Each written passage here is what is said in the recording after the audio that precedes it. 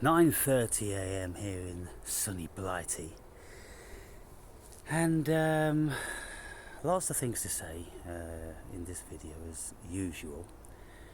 No structure, it's just going to be what it is. But first off, I will ask a question. Why is it that you guys found my last video, that rant, I don't know what to say about it. What did you find it? You watched it. 250 of you watched it in one day, and 24 of you put a thumb up, and I think there's about 30 comments. And so what can we say about that? One viewer says, "You'll get some flack for this, Aaron," as if I'd said something really controversial and terrible. And I went, I don't think so, to be fair. I think it would just, fit very nicely in with all the rest of my videos, and there'll be nothing exceptional about the response to it. And that has been the case. Then another viewer says, "Why do you do these rants? Trying to work out what I'm trying to achieve by them." And then saying that, he's tired of these rants. But look how popular they are. If people were really offended by them, or found them oppressively obnoxious, then they most certainly wouldn't be thumbing up more than other videos. Just look down to see what the numbers are, and 10% thumbing up is very average for my videos, and I can't help thinking that there's just about 20 of my long-term subscribers that just thumb up all my videos, and so what I'm always saying is, well, it doesn't matter what I say. It never seems to matter what I say. I can make some very beautiful, useful videos, and I've made a lot of videos in the past which I've considered to be really great and really useful for humanity, and they've all fell on deaf ears and had hardly any response.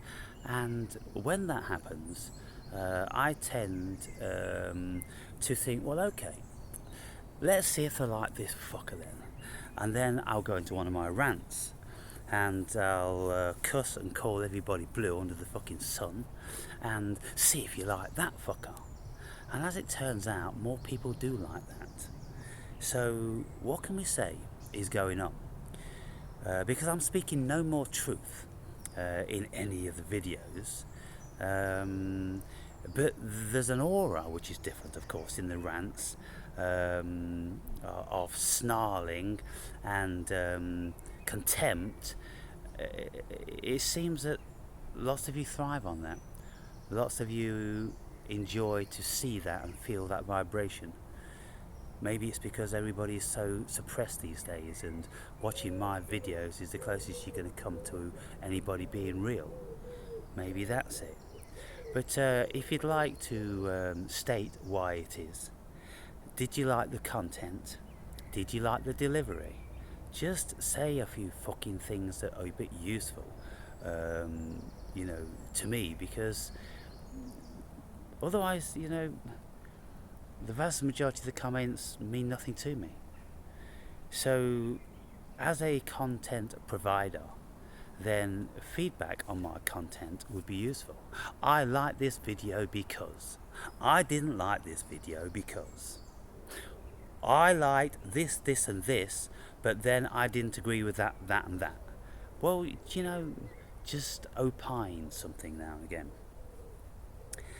So, when I'm feeling that energy, there is a certain resentment within me, and that's why I make these videos, purposely to upset people, or to at least give them the opportunity to upset themselves.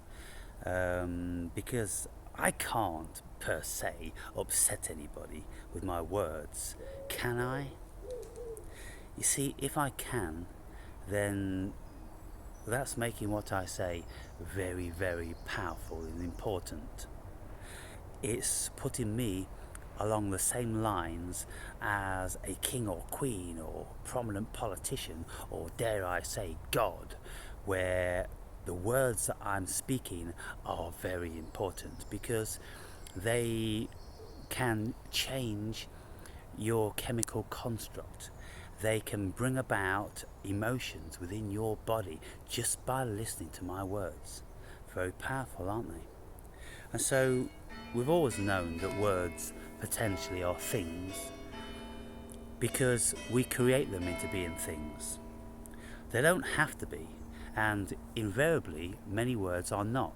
You can watch many of my videos and you won't be touched or moved in any shape or form.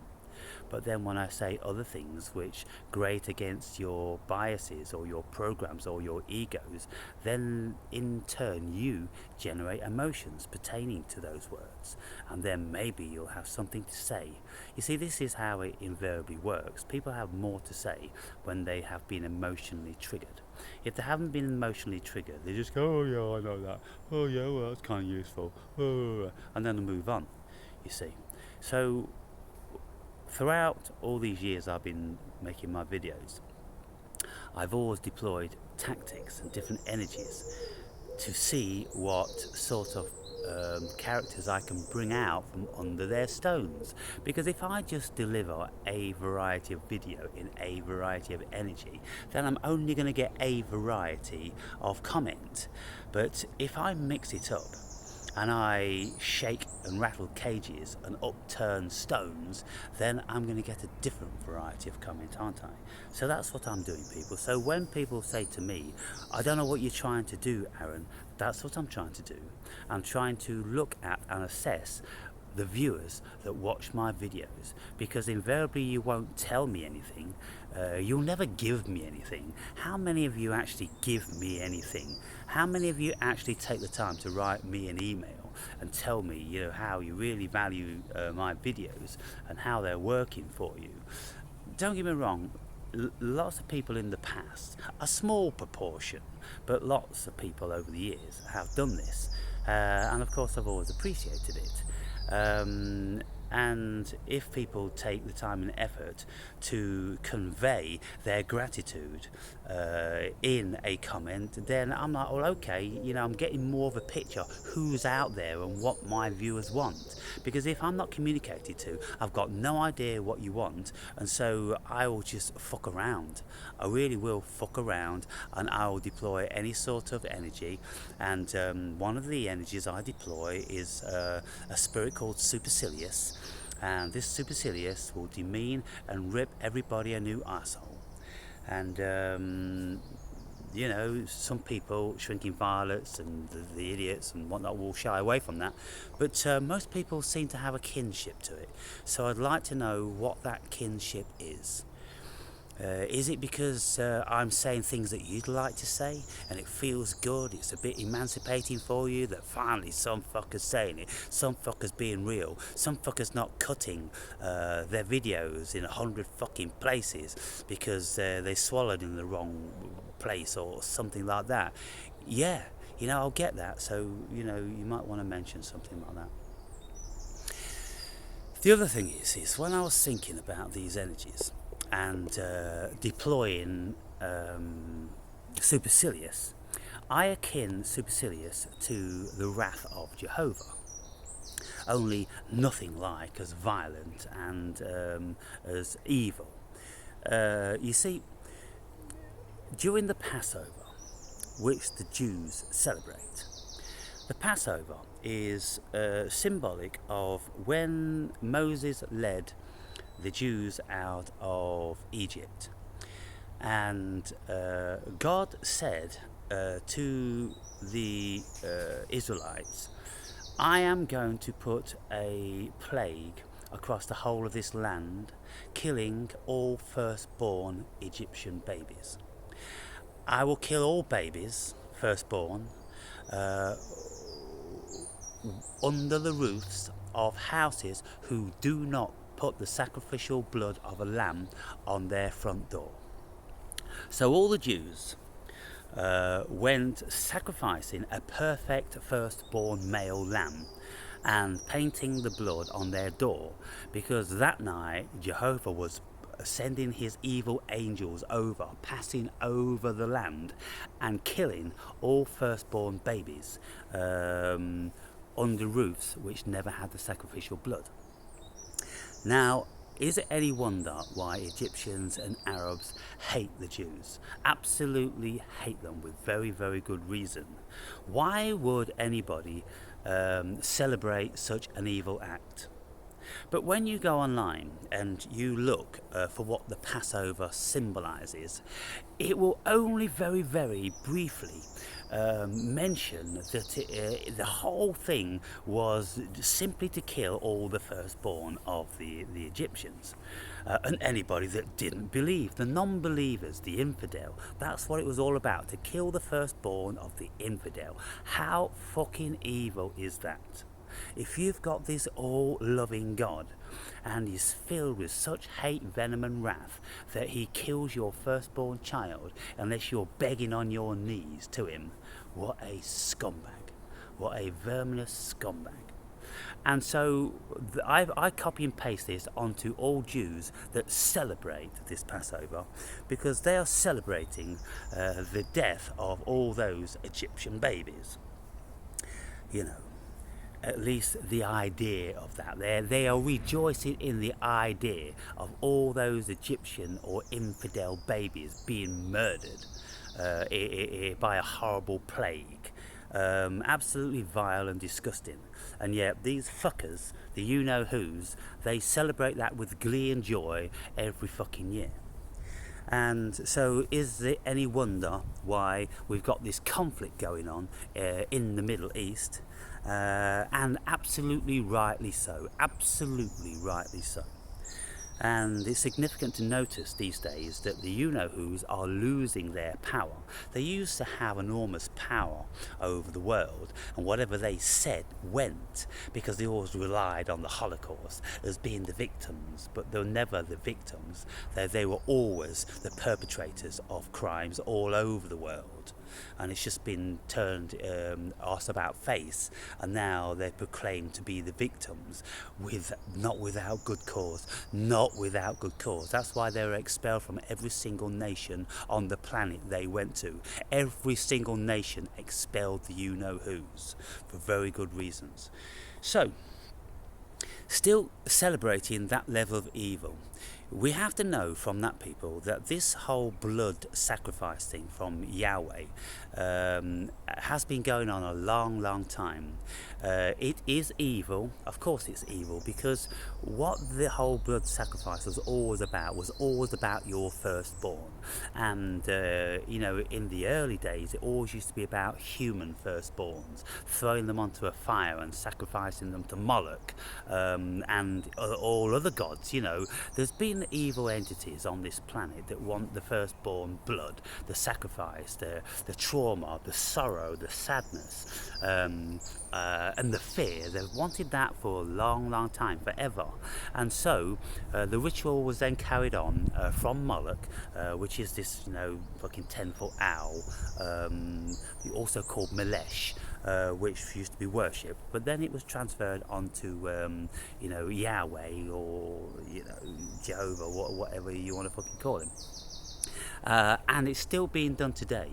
They are still doing these human sacrifices. And they do it via war, and they have to keep us traumatized because they want the loosh, they want the sacrifice. Something wants this sacrifice, something wants human blood. And so I'm going to post a video down below, and I've already posted it a couple of times on the previous video, but that was too late because 200 people have already watched it. But this video is an interview on Russell Brand's channel interviewing Alex Jones. And Alex Jones is telling people why he is doing what he's doing and why he's been doing what he's doing for like 30 or 35 years. Due to the information that he was privy to when he was growing up with his well-to-do family, who had relationships with aliens and were working with aliens. And so Alex Jones, look, some people may think, oh, Alex Jones, you could say that about everybody. You could say it about the Bible. You could say it about fucking Yahweh, Jehovah, Satan, everything. You know, it just depends on how much you know about these characters. But if you knew a lot about Alex Jones and the level of integrity and how he's been trying to save the world from evil for all these years, well, you might want to start to listen to him, and bearing in mind that he has between 30 and 40 million views a day. Now, the FBI and CIA and American government are trying to close his channel down. And apparently I think he may be in court today, or it may have been in the last few days, and he was pretty sure that they would close his channel down, and they wanted to confiscate all of his archives because he's been predicting things what the evil ones have been doing on this planet. And we've all known for a long time that they're going to be coming for the like of Jones, David Icke, and Russell Brand, and Tucker Carlson, and Joe Rogan, anybody that's informing the people that's got a big platform. The powers that be are going to close them down. They're going to find a way. They tried it, didn't they, with Brand? They tried it with Rogan, and now looks like they're going to be successful with Jones, because he's got a massive following. Can you imagine 30 or 40 million views a day? That's clout, people. When you've probably got CNN that have got about, I don't know, fucking 2 million a day. But this is what's happening now, and what you'll see from this video, the end of the video, Jonesy is kind of like, I don't know whether I should say this online, but then he says it, and he says, look, there's evil on this planet, and it's in the shape of archons or aliens, whatever you want to call them, and they want human blood. They want sacrifices. They want the death of our children. And it all fits so very, very nicely into why millions of children are going missing every year, and why the Ukraine was at the epicenter for child procuring and child trafficking and goodness knows what else. Where were all these children being ferried to? All around the world for sacrifices. Millions of children each year disappear. And when you put all the pieces together and you look deeply into it, you know that there is this spiritual war going on. Some people really believe in it, but then there's lots of people who say, well, these archons and these shapeshifters, they really are here. They've been here for a long time, and they will give humanity technology in exchange for sacrifice. And this video I watched after I made my video yesterday, where I said that there's these entities here that thrive on the loosh. They want the loosh. That's why they're creating all these wars and the terror and all that sort of thing. And so this is how it always happens for me. The very next video I watch will be something which is reiterating what I said, which I pulled out the ether, you know. And of course I've heard it said in videos, you know, we listen to a certain amount of something and then we intuit the whole picture.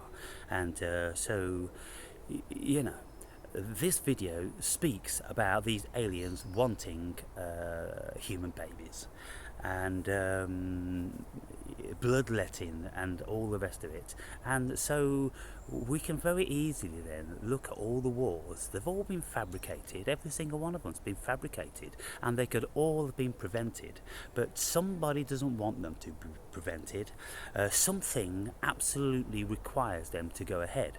And so if there are these archons which are exchanging technology for human blood and sacrifice, then you can very readily see that it's never going to end. And because it's been going on for thousands of years, people, and it's very, very prominent today, well, we can see that the same energies are at play, can't we? Yes. So That video posted down in the description below, a very, very worthwhile video to watch, speaking about the imminent World War III and all the machinations that's going on, and you know, for those of you that decry Jones and not familiar with him or Brand, then I would think it's high time that you did get acquainted with them, because those two people are some of the few that I watch these days. I've eliminated all the rest, but I will watch David Icke on a regular basis, Russell Brand, Alex Jones, Tucker Carlson, now he's coming out of the closet, Joe Rogan, and lots of others that are not such big names. Over and above that then, yesterday the church was open, and if you'd watched the video, then I was speaking about the organ being played inside. So when I finished up here, I went into the church, and there was nobody there except this little old lady that's got the keys and, you know, opens up to the service and this, that and the other, and the organ player, who's about 85 years old. Now, he was all in a black gown, so from a distance I thought he was the chaplain, and I thought, well, I'll have a word with him and I'll run a few of my stories by him and see what he made of them. But he wasn't the chaplain, he was just the organ player. And so I started speaking to her, because she was much more receptive than he was. But eventually he was earwigging, and he found my conversation very intriguing, and then he came over, not really to engage, but to listen, because he's one of these that couldn't actually put two words together. 85 years old, but go figure, couldn't actually put a sentence together. Just, you know, looked like this every time I asked him a question, and just couldn't compute an answer. You know the sort? Yeah, but she was articulate, and I said to her, I said, have you ever had any religious experiences to give validity to your faith? And she said, oh yes. I said, well, would you like to tell me? She says, yes. She says, one day I was supposed to be coming to church and open up the church and this, that and the other, but I felt so tired and so exhausted and so drained that I just had to go back to bed. So I went back to bed, and then I slept, and then about 2 hours later I woke up and I noticed that the Virgin Mary was standing at the end of my bed, and the Virgin Mary said to me, you are well now, go and do what you have to do. So words to that effect. And I said, interesting. I said, what was it, some sort of an apparition? She said, yeah, I suppose you could say that. I said, what was she wearing? And she said, oh, she was wearing a blue gown. And just as she said this blue gown, I was looking at her over there, and then I directed my vision to one of the columns in the church, which had a 18-inch picture of the Virgin Mary on it, wearing a blue gown. And I said, what, like that blue gown, which is stereotypical of Mary? And she says, yes. I said, do you not think that your psyche could have built that image out of your belief? And she says, well, I suppose it's possible. And so she was very open-minded like that, and I enjoyed that. I told her my story of Jehovah. I told her my story, minus the magic mushrooms. I told her my story of Jesus. And she was very intrigued by those, and she said, oh, well, obviously God is trying to speak with you. And this organ player was standing there, and I started talking about faith. I said, what would you say faith was? And it's like, oh, well, you need faith to have a relationship with God. And I went, well, I don't have faith, and yet I am very, very certain that I have a relationship with God of some description. So how do you work that one out? I said, in my estimation, faith is for those who don't have a relationship with God, because faith is interchangeable with hope. And so if you interchange faith with hope, and you hope that there's a God, and hope that he loves you, and hope that you're going to be sitting along the right side of him, and all this sort of thing, then you're just living a fiction. And I said, to be honest, I've spoken with many chaplains and so-called believers, and very, very seldom do any of them have a good reason as to why they have this faith or why they say that they know God. But it's been my evaluation that they don't in fact know God. They just think they know God. They hope that they know God. They hope that they will know God. And the chaplain, not the chaplain, the woman and the organist are looking at me as if to say, oh, is this the man? Is this the devil? And I'm saying, look, let me tell you how it works with me. Having had my experiences, I know that the Spirit of God is within me. I feel it every single second, and I felt it for all my adult life, to be fair. And I know that I can communicate with something vastly higher than me by my intuition. So therefore I conclude that the language of God is intuition. And if you don't have intuition, if you don't build your intuition, if you don't rely on your intuition, then you can never intellectualize God. This is my path, and this is what my journey's shown me. And so they're just looking at me and looking at each other like this, because they're thinking, well, yeah, we only have faith. And I says, do not think that intuition is the portal to God. And this the guy never said anything, of course, but the woman, she said, well, I mean, sometimes I feel a little bit. I said, only a little bit. I mean, don't you think that your intuition is your connection to God? Because you're not going to find that connection reading text in the Bible. You're only going to be imagining that you are. Because if God does come to you, or Jesus comes to you through the text, then he's coming in a certain physical way that you're going to be able to feel or intuit. So if you can't intuit the presence of God, then you don't know God, do you? And he started to get a bit uncomfortable at that stage. And so I said, well, anyway, thank you very much for your time. It's a very interesting conversation. And the guy never said anything. He was dumbfounded. But the woman said, oh, very nice to speak with you. One more thing. Before I ended the conversation, I said, what do you think about the Book of Thomas? And the chaplain, he perked up then. He chirped up and he said, well, that's fake. I said, what do you mean it's fake? It was found in the Nag Hammadi text, 1947. And those texts have been carbon tested and have proven to be legitimate to the period. And so why are you piping off that they're fake? Just because, and he said, well, they're not in the canon. I said, well, don't you think they're not in the canon because certain people didn't want them to be in the canon, i.e. the Council of Nicaea, the powerful people at the time that controlled the compilation of the Bible, and they cast out hundreds of other scripts. Oh, well, yes, because they couldn't be authenticated. By who? By who? They never had fucking carbon 16 at that time, or 15, whatever it is.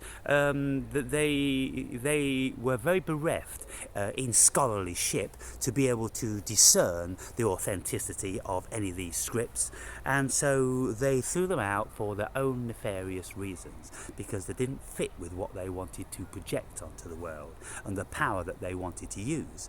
And I said, look, when you read the Book of Thomas, it sounds vastly more reasonable that Jesus is the Son of God. Oh, well, he is the Son of God. And I'm like, well, he's supposed to be God, isn't he? Well, he's both. And I'm like, look, we've just entered into a paradox there. Don't you think that's ridiculous? How can Jesus be both the Father and the Son? Well, God works in mysterious ways. And I'm like, it always comes to that, doesn't it? It always comes to like God works in mysterious ways when it goes completely out of our rational perception. When it goes into the realm of ridiculousness, it's always, it's deeply seated in contradiction and paradox. It's always God works in mysterious ways. Well, I would have thought God, being the genius that he was, he could have made things a little bit more fucking plain so there wouldn't be these paradoxes and conflicts and all that stuff. But no, God obviously wasn't that smart. And I said, look, in the Book of Thomas, Jesus said that we're all twins. I and you are all the sons of God. And he's like, it's fake.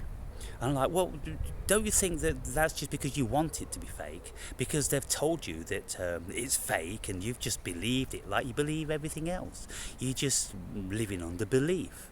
I've just told you stories and you're not forthcoming with any of your own, so I'm assuming that you don't have any. So, you only have belief. Whereas I'm not even a Christian, not religious in any shape or form, and I had all these experiences, and I'm shaking now, and I'm tingling with the presence of spirit in my body. And they're just looking at me like this. And I'm saying, so obviously we're having very, very different experiences here. Then I said about the triune, the Father, the Son, and the Holy Ghost. I said, well, look, where I get a bit confused about that is when Jesus is on the cross and he said, oh, Father, why have you forsaken me? Who is he talking to? Himself. Was he schizophrenic? Why was he talking to himself? Why was he sacrificing himself? Oh, well, he came here to sacrifice himself. Well, who resurrected him then when he sacrificed himself? All these questions that just can't be answered. People just, moving on. And that's how it always ends whenever I engage with interlocutors about this subject. And I reckon I could run rings around the best of these Christian or Judaic scholars, because none of them can answer these questions except that, that's God's will, that is. Well, okay, yeah, well, I'm supposing then it's God will for the murder and mayhem on the planet as well then. Oh, well, he gives us freedom of choice. Okay, so he doesn't give us freedom of choice to work out all these fucking Chinese puzzles, but he gives us freedom of choice to kill ourselves and each other. Yeah, I'm getting a bit tired of this cunt, really, to be fair. And so anyway, I moved on, and I was thinking about turning the camera on, just having it, on my selfie, just in my hand, dangling down by my leg, so I could film, listen, to the conversation. But anyway, I've pretty well nailed it as it was. And so, over and above that, I think there's one more subject that I wanted to broach.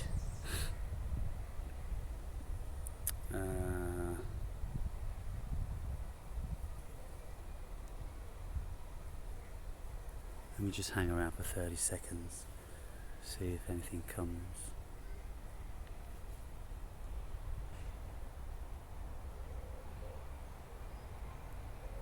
You see, the more I learn about the Christian and Judaic faith, the more preposterous it sounds. And I said to this chaplain, I said, well, look, are you Paulinian? Meaning, do you have an adherence to the epistles of Paul? And the organist said, oh, no, I'm more into the books of John and Matthew, Mark and Luke. And I said, okay, why is that? Oh, well, I just think there's more of a substance to those books. I'm like, yeah, okay, I'm inclined to agree with you there, because the whole thing about the Paulinian text, it just seems like it's a cop-out and a shortcut for people that can't be bothered to be devout Christians, just to say, oh, I believe in Christ, and pretend that they do, and pretend that they pray, and then think that they're going to go to heaven, because in the Paulinian text it says all you've got to do really is just give yourself to Christ, and then you'll be in heaven, and all your sins are already forgiven, because the whole crucifixion of Christ forgave everybody's sins, and so nobody's a sinner anymore. But you take Paul out of the Bible, then everybody's still a sinner. So I'm like, well, isn't that curious? It's kind of like a get out of jail free card, isn't it? Just slipped in between the pages in the Bible. Because if it wasn't for the get out of jail free card, then people would go, fuck this religion, it's a load of bollocks. Fucking sacrifices and bloodletting and fucking trying to live up to expectations that human beings could never live up to, and always being considered to be failing and sinners and this and the other. No, it's not the sort of thing I want to have a belief in. But then, of course, along came condemned Paul magically and said, oh, forget all that stuff. Look, you're not sinners anymore. Christ died to wash away all your sins. So you're all washed. Doesn't matter how evil you are. You're all washed. You're all clean. It's a clean slate. But if you want to go to heaven, you have to believe in the Lord Jesus.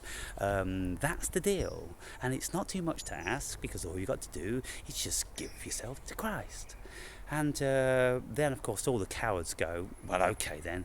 I mean, if my sins are all washed away, then I can continue to do evil because I'm forgiven. So all I've got to do is pretend I believe in Jesus and go on, doing all the things that I do, which were nefarious and condemnable in the New Testament as well as the Old Testament prior to Paul. Now, look, I'm supposing that this monologue is getting a bit technical for those of you that haven't studied the Bible, but some of you who have studied the Bible, then you'll be with me on this, I'm sure. And what I'm saying is all pretty well firmly seated in religion. Because without the books, the epistles of Paul, then nobody was saved, because it was Paul that said everybody was saved, no matter what. All your sins are forgiven. And so it's kind of like, well, may as well believe in Jesus then, because we're all saved anyway. And so anyway. But when you read the Old Testament and you look at the abomination what Yahweh was in every single line and verse, there's nothing benevolent in there at all. Nothing. He's a warmonger. He's jealous. He's envious. He's hateful. He's murderous. He's everything evil under the sun. He is the epitome of the devil himself. And so let me speak about the so-called devil, because I'm leaning vastly more towards that notion of Lucifer. I don't consider that Lucifer and Satan are the same thing. Lucifer simply was the light bearer, a bit like Prometheus. Prometheus was exactly the same. Prometheus stole the torch from Zeus, the light, and gave it to mankind. And then Prometheus was then condemned to having his liver eaten forever and ever and ever, for eternity.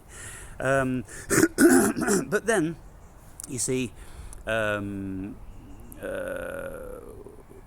we look then at Lucifer, and Lucifer's just a light bearer. Very, very little said about him, and nothing to condemn that notion, because Lucifer was just the morning and the evening star.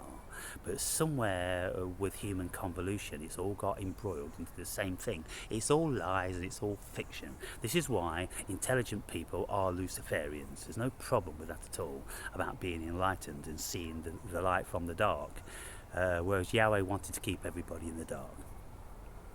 And so then when we come to Satan, and I said all this before, but all Satan could be accounted for was just for offering, just for saying, not even offering, not doing anything other than what I'm doing now, offering you another way to think. That's what Satan was guilty of. And just like we're guilty these days by the powers that be, we are all guilty for offering another way of thinking, aren't we? Alex Jones is guilty, David Icke's guilty, Russell Brand's guilty, Tucker Carlson's guilty, Joe Rogan's guilty, and a fucking million of the other so-called luminaries. We are all guilty of saying things that we shouldn't say. And so by eating from the forbidden fruit, we then speak out against the evil demiurge of Yahweh Jehovah. And so it seems to me that Satan, by all accounts, is a jolly good chap, because he gave us choice. And when people say that Satan's doing this and Satan's doing that, Satan isn't doing anything. It's human beings that are being compromised and making deals, maybe, with the devil, with the archons, with the aliens, with these negative energies. They are making deals with them. They are doing the old Faustian transaction with Mephistopheles. They are selling their souls to Mephistopheles. They are making a choice. And so it isn't the devil or evil evil. It's human beings that are lending themselves to being evil, that are choosing to be evil. You see? And what are they getting from it? Well, they're getting riches beyond their wildest of dreams. They get to drink adrenochrome every single day for breakfast, and they get to paedophile, whatever age of child that they want, and then, throw them in the incinerator. I shouldn't wonder. And so I have got a lot of issues with the Old Testament and that demiurge, and anybody that's thinking that Satan is evil. I'm asking where? Show me where. Show me where in the Bible is Satan evil. Show me where. You can't show me any example. You may have examples of where Jesus cast out demons. He never cast out Satan. Just cast out negative energies. Well, we've all got those in us. We've all got those in us. I cast out a dozen a day of my own. I'm like, oh, begone, you evil one. You want me to say this to these beautiful viewers of mine? No, I can't say that. And then there's another one says, let's compromise. Can't you just say this? And I'm like, I can say that. And then one of them says, talk to them about me then. Tell them that I'm not the bad guy. I'm just, trying to show them the way. Trying to bring to their attention that there are evil motherfuckers and they're human beings. So you just got to watch out for them, because evil runs through the heart of every being. Yes. And once we know this, we don't have to be afraid. We only have to be afraid of ourselves if we are going to be tempted into some sort of compromise.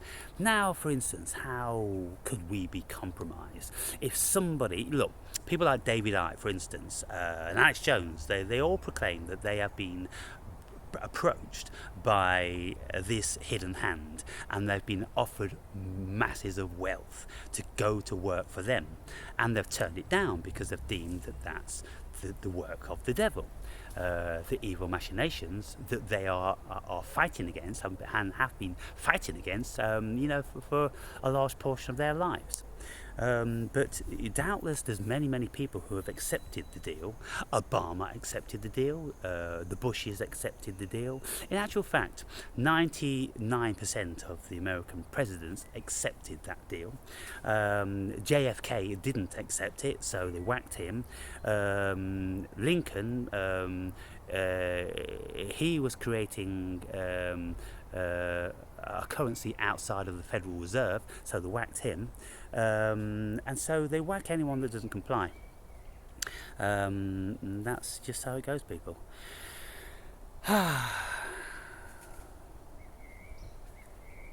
So, with the build-up for the Third World War, and more people speaking about this spiritual war, and they're using the euphemisms of God and Satan, I consider them just to be euphemisms. I'm not doubting that there are good and evil energies, and that we all have good and evil thoughts, and some people tend to want to carry out their evil thoughts because they're so riddled with hate for mankind due to how they have been treated in their lives, which is perfectly acceptable. If you've been sexually abused at 2 years old, and if you've been beaten and abused, and if your life has been shit because you've been a drug addict and you've been a down and outer, then you've got every right to have a certain hate against a certain notion of benevolence of the human being. And when nobody's looking after you, nobody's considering you, nobody's helping you, nobody's giving you any love, then it's very easy to slip into the arms of Satan, and then to do something considered to be evil, like these people that just go on mass shootings. Can you imagine people like Genghis Khan or Hitler or Stalin or Pol Pot or Mao Zedong, Mussolini, anybody that had little regard for their citizenry? They consider them all to be, absolutely stupid, and of course they are.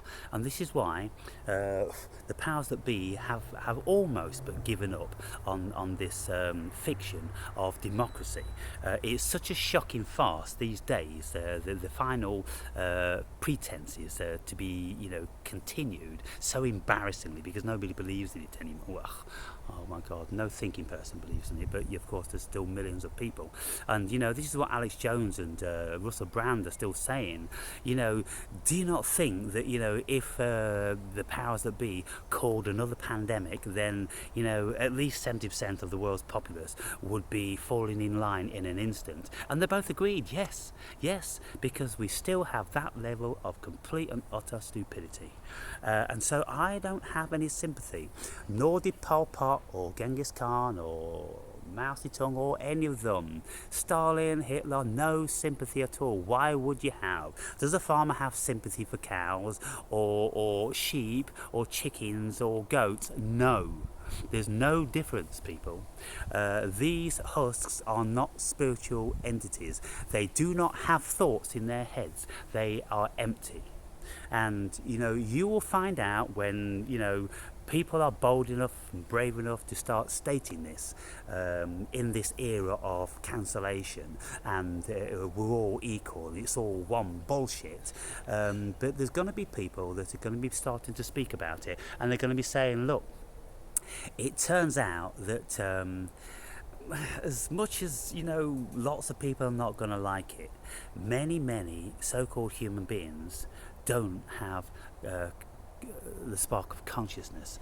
And it's like Daniel Dennett always used to say. He died recently, but he wrote many accounts of stating that consciousness is an illusion. Well, I mean, it is. It's an illusion that we project onto most people because most people don't have it. But there's some of us that actually do have it, and I just wonder, how conscious Daniel Dennett was to presume that consciousness was an illusion. It seems to me that he didn't have it. And so therefore, he could have concluded in some shape or form that it was fiction, you see. And so I'm pretty sure that we are going to be entering into a realm where the stark reality is going to be spoken, and we're going to be looking very, very closely at spirit and spirited people and all the things that pertain to the human being, like no monologue or dialogue or trilogue. Doubtless there's, I know that I can have a conversation and debate in my mind, but I wouldn't doubt that there are many other spirits, like in Congress, which would, put a bill forward or a white paper. There's lots of stuff going on that we have to be very, very astute to gain awareness to. And so when we're looking at human sacrifice, I think that, you see, the Talmudic Jews forever, they've always been very, very happy to slay the Goyim. And in their Talmud, they speak openly how they can do it with impunity. And basically, they get the Goyim to slay themselves. And so that's what they've been doing for all these years, and this is why they create armies and wars, and they send them all off, because these non-spirited goyim are paying for the proceeds which the world is receiving from the aliens. Because look, when you look around at technology, we were still in the fucking dark ages prior to 1947 with the Roswell incident. After 47, then things really kicked in, didn't they? And all these technologies within this last 70 years, look what we've done in 70 years, because we've had backdated, back-engineered information, and we've had information given to us about the nature of the cosmos, but there's a price, and it's not too outlandish to consider that there are other entities that, gain energy from humans, and so they want the vital, the most vital. What do they want the old ones for? They don't want the old ones. If they wanted the old ones, that'd be great, because we just fucking round them all up and fucking give them to them and say, what else you got? What else you got? What else you got? We've got plenty of these old fucks, But no, they want our youth. They want the vital life force of humans, because it's the most sought after. And human energy at that level has always been the most sought after. So it stands to reason why these entities would want it. And in my experience, I've had encounters with all sorts of beings that seem to very much relish a liaison with a human being, with our energy. And so there's going to be lots of stuff that's going to be coming out from the woodwork in these recent times, people.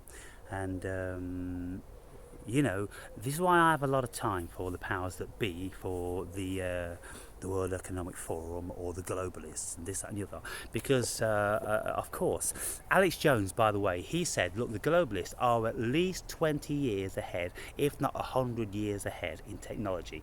They have so much technology that they're not telling us about, that it would shock humanity into death. They'd all be mortified by the amount of technology that is available now if they ever unleashed it. But they're not, they're keeping it for themselves.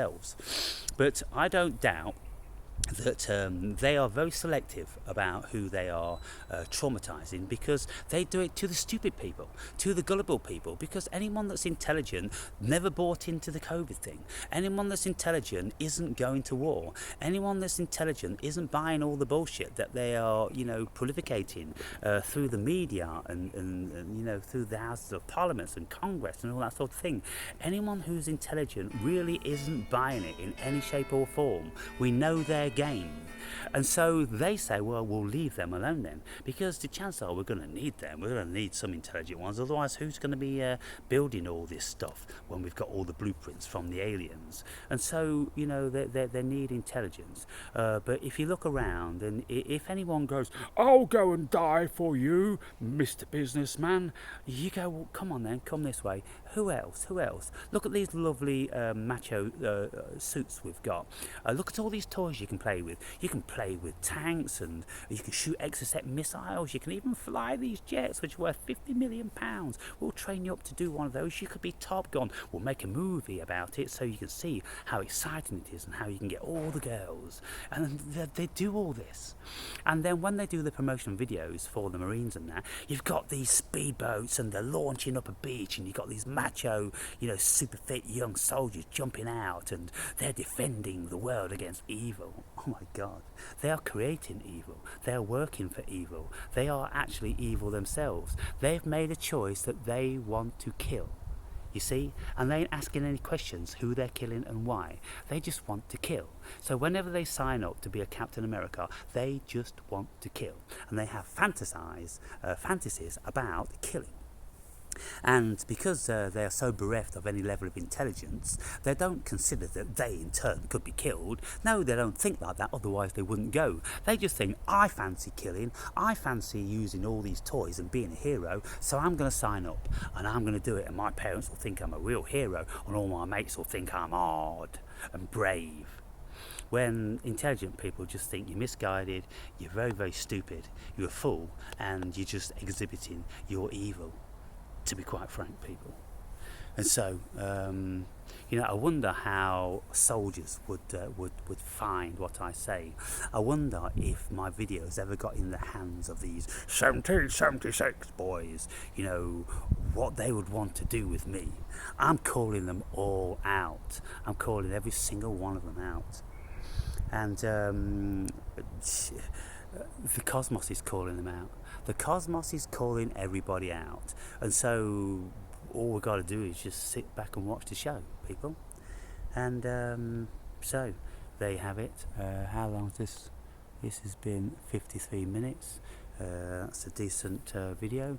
No ranting, no swearing, no vexation, no demeaning, no belittling, no chastising. just a beautiful video filled with knowledge of the cosmos. What do you say about that? But you see, if I don't get, some good feedback from this video, I'll be back. Or let me say, Supercilious will be back. And he will be doing everything in his power to tear you a new arsehole, because you deserve nothing else. And that's why then I just go, oh, kill them. Seriously. They are as dumb as fuck. They don't have any level of appreciation for any fucking thing. Invariably they are not going to get this level of discourse anywhere on the internet, and yet they just tune in and tune out without saying a fucking word. And when I go on, oh dear, Supercilious is back. Oh, Supercilious is back. When I go on to my analytics and I look at the retention of the viewers, you've got like retention, you've got like skip percentage, and the average retention of people watching the whole video is only ever maximum about 20%. So most of you, even you that watch, my videos all the time, you'll at least click on them all the time. You're clicking through. What are you looking for? It's like if you pick up a book and you read the first paragraph of the first page, and then you skip to page 53 and you read the bottom fucking paragraph, and then you skip to page 92 and then you skip to the end, and then you think, oh, I didn't get anything out of that. It's because you're fucking retard. You're fucking retards. People that don't have the staying power, people should know that my videos, I'm liable to drop bombs and gems at any fucking moment through any discourse. And those of you that are tuned in and smart, I know there's a few of you that watch my videos in their entirety, but you are an absolute minority, because with 1,300 subscribers now, there's 20 of you that will watch the videos all the way through. And so Supercilious will scorn and rip a new arsehole in everybody else, because they've got no wisdom, they've got no idea what they're passing over. They think that they're going to get knowledge just jumping out to them, and basically probably even most people these days will just read the transcript because they can't even be bothered to watch the video. So they'll get no energy, they'll get no passion, they'll get no humanism, they'll just get text from AI. And so therefore they are missing a vast amount of the information, because they're not getting any inflection, they're not getting any emotion. You see what's happening to the world, people? And so I shouldn't wonder that one day my videos will go viral, because by the time we've had a nuclear holocaust and people want to group back together again with each other, and they value each other and they need each other, they'll come upon my video and they'll go, fucking hell, have you seen this guy?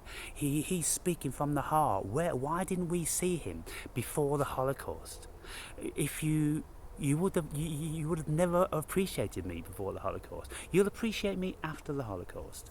You will appreciate me after the greatest trauma. And this is why I welcome trauma to the world. I welcome trauma to the world because I know that trauma wakes people up. Those that can be awoken will wake up with trauma. So when we have missiles landing down on our countries, or maybe we have small nuclear warheads that take out the epicenter of our cities and this, that and the other, then people might just start to wake up and have a little bit more appreciation for life. I make a beautiful video about this beautiful little critter. A critter is an orphaned animal. So this beautiful little critter, my Providence, how he came to me. He wanted to come to me from the very first day. He saw me, he cried out to me, he wanted to come to me. And I put my arm down and he walked on my arm, and he just got nestled in, and he starts making all these purring noises and licking and just burying himself under. He took to me like a surrogate mother. And for those of you that couldn't see the beauty in that, you're dead. You are fucking dead as they come. And I wish the Holocaust upon you. I really do, because there's no point in you being alive. You see, The whole thing about waking up, the whole thing about having a relationship with God is that you appreciate God's creation. You appreciate every last fucking thing on this planet that is natural. You'd be forgiven for not appreciating the nasty pink ape in many, many realms. But you see, when we get back into smaller clans, let's say of an optimum size of 150 or 300, then everybody knows everybody, everybody has a job, everybody's useful, and everybody's respected. And so that's then when you human beings get along at the absolute best. It's like jungle tribes or whatever. They all have their jobs and skills and they all feed into the community. But that's all changed now, and nobody even barely knows their neighbours. They're not interested anymore. So things need to change. We have to bring a vast awakening to the world whereby everybody, they come out under the sun and the clouds and they go, wow, thank you. Thank you, Cosmos. This is a miracle. I'm a miracle. Everything's a miracle. And when I hold my little critter and feed my little critter, and when I pick up the odd bird that's been ill, and I look at them, and I speak about the miracle of these little things, and then I'll blow onto them, and then they'll fly away. And this happened on 2 occasions. Once in Portugal with a swift, some of you will remember, and then this little sparrow which I found in the road. When we bring about that level of nurturing and connection, that's then when we have favour with God. And so I've been doing this all my life, and that's why I'm a blessed individual. And I don't even need to try to do anything. I'm just blessed because I'm being looked after. There's no doubt about that. And because, you see, when I speak about my encounters with angels and Satan or demons or whatever varieties and God and all these sort of things, they go, oh, well, they obviously want you. They obviously think you're very precious and very special. Yeah, they do. Everybody says that. Because when I speak to these chaplains and everything, they're dumbfounded at the connection that I've got and how I speak about knowing God. They cannot refute it. They can see it. They can see the goose pimples that come all over my body when I speak about that. When the vibration comes back down and energizes me, revitalizes me, and gives me massive life force. Yeah. And so I get annoyed, yes, and supercilious comes out, because people are not worthy.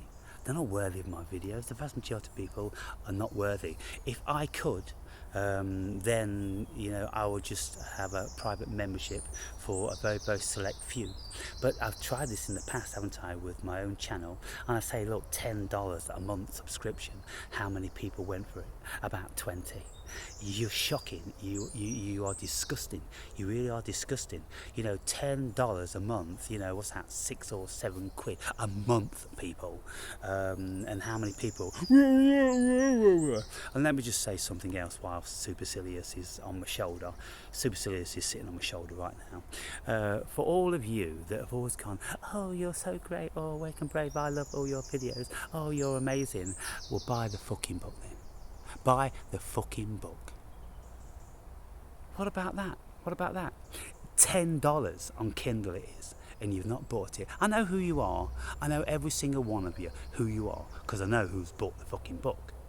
And just saying, all this great talk and everything like that, and you don't even invest fucking $10 into my channel. Go fuck yourselves. Go fuck yourselves now, please. I really don't give a fuck. Why should I give a fuck? Why should I? You say it all. You say it all. All the videos, all the years you've watched me, and the labour I put into this book, telling my story the whole way through, with lots of new stuff in there, and you can't even be bothered because you're an idiot. You can't even fucking read a book. I've got no respect for that. I've got no respect for you. If you can't pick up a fucking book, sit down and shut the fuck up, I've got no respect for you. Because you ain't evolving and you ain't inheriting the fucking earth. And so you're just going to go like the rest of them. Simple as, isn't it? I speak a lot of painful truth. And some of you, you say to me, well, I know you don't give a fuck, Aaron, but, I love your videos and, what you're doing has really helped me. And I'm like, well, who the fuck are you? I've never even heard of you before. How long have you been watching my videos? Why is it now that I'm on the precipice again about fucking this channel off? Because, the response isn't worth a fucking wank to me. Then people come out, oh, I need your videos, Aaron. Where the fuck were you before? What was it that prevented you from just giving me a little bit? Just fucking throw me the odd tenner so I can buy a book now and again. Or just fucking, putting something down in the comments. Or just, even the thumb up thing. Everyone's like, subscribe and thumb up, it helps the algorithms. And how many of my viewers bother to do that? None of you. So you think I give a fuck about you? No, I don't. I don't give a fuck about you. You can all drop fucking dead right now. Because I'm doing this for the cosmos. And if the cosmos wants you to benefit from it, then you'll benefit from it. It's nothing to do with me. It really isn't. I'm just so indifferent about everything, because there's no good people. Look, okay, there are good people. There are people that I'm in contact with. You know who you are, and look, those of you who are exempt from what I'm saying are the ones that have bought the fucking book, the ones that have sent me emails from time to time, the ones that have talk with me from time to time, the ones that send me something that you think I could value, like a link or a how-to something. Somebody that's made a fucking effort because you care, because you want to give something back. Those you're all exempt, and you're always welcome to send me emails or to come and visit me or to come and have a chat with me or ask me for advice, anything like that. Those of you are always welcome. But these fakers, no. I think to myself, well, $10. Who would miss that out of a month's benefit? I know what benefit people can be on, and I know that ain't nobody missing $10 over 4 weeks, $2.50 a week. I'm sorry, I've got no fucking passion, no compassion, no sympathy, no respect for that. And so, let's just continue. Are we just going to continue, shall we? Have a great day.